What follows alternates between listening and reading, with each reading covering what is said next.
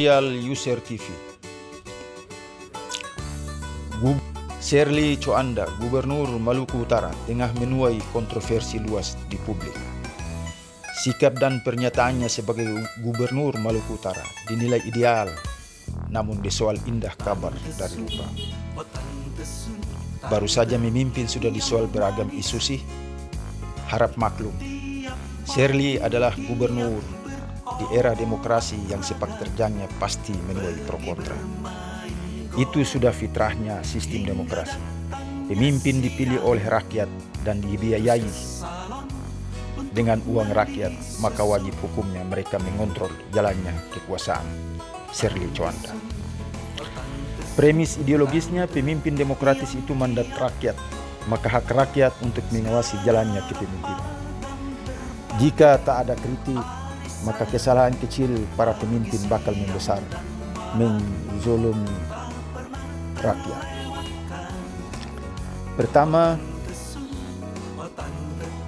sikap inkonsistensi Sherly ini manifest dengan pembentukan tim percepatan pembangunan daerah sekaligus menetapkan AS mantan Sekda Kabupaten Pulau Morotai sebagai ketuanya. Para pakar menyela pembentukan TPPD dan penunjukan AS itu melanggar sistem dan menyinggol moralitas publik. Sesuai arahan Presiden RI Prabowo Subianto dan surat edaran KASN, pemerintah daerah dilarang membentuk lembaga baru dan mengangkat orang non-ASN seperti AS. Apalagi si AS juga memiliki rekam jejak hukum anti korupsi yang boleh dikata blacklist. Selain itu, ternyata Sherly membentuk lembaga baru lengkap dengan strukturnya secara diam-diam, main petak umpet dengan lembaga legislatif. Padahal pembentukan lembaga baru dengan konsekuensi biaya dari APBD itu wajib dibahas bersama DPRD. DPRD wajib tahu dan mengawasi perilaku gubernur. Di balik itu, Pemprov Malut sendiri memiliki stok SDM yang terhitung mumpuni dalam rangka mendesain dan menggerakkan pembangunan. Ada Sekprov Samsudin Abdul Qadir, ada Kepala Bapeda, dan pimpinan-pimpinan OPD adalah deretan SDM berkompeten dalam soal desain politik pembangunan. Demikian pembentukan lembaga ekstra dengan strukturnya berkonsekuensi logis pada anggaran.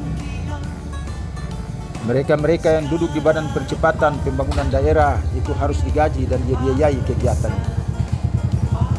Pemborosan anggaran tak terelakkan, padahal Sherly menyatakan komitmen terhadap efisiensi anggaran.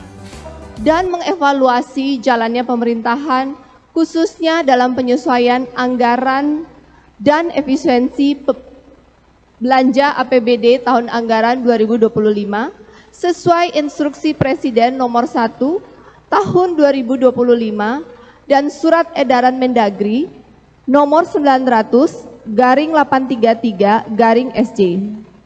Ini akan kita lakukan tanpa mengurangi kualitas pelayanan publik, karena kesejahteraan rakyat adalah prioritas utama pemerintahan saya.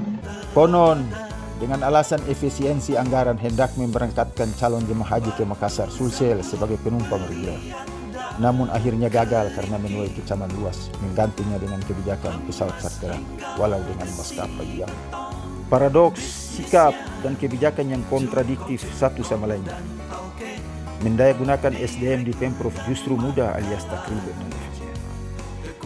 Kedua, Gubernur Sherly Coanda mengaku awam soal pengelolaan kebijakan anggaran pemerintah daerah. Pengakuan jujur yang telat itu dia sampaikan di hadapan pejabat Kemendagri, dan untuk itu dia minta advis, pendampingan dan asistensi.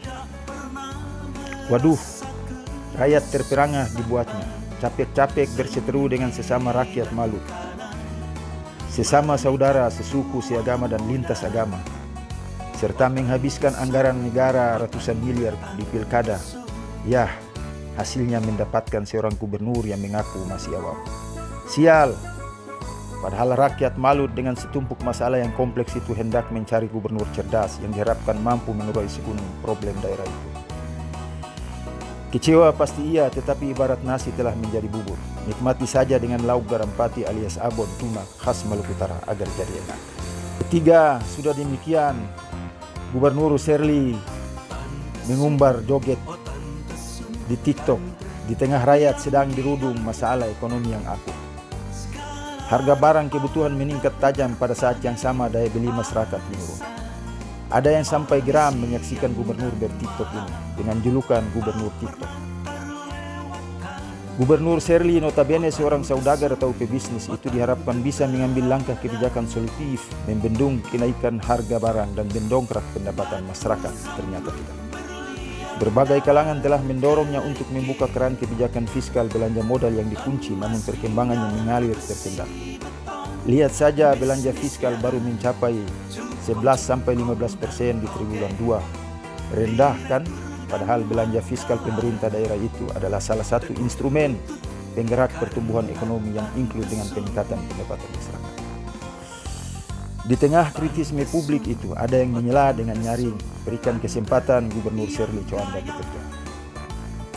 Bagi mereka yang pro Sherly, pembentukan Badan Percepatan Pembangunan Daerah dan penunjukan AS adalah solusi yang salah satunya untuk percepatan pembangunan infrastruktur jalan Sofifi Haltin yang oleh Sherly jika terrealisasi bakal bisa ditempuh dalam waktu 2 jam saja. User TV.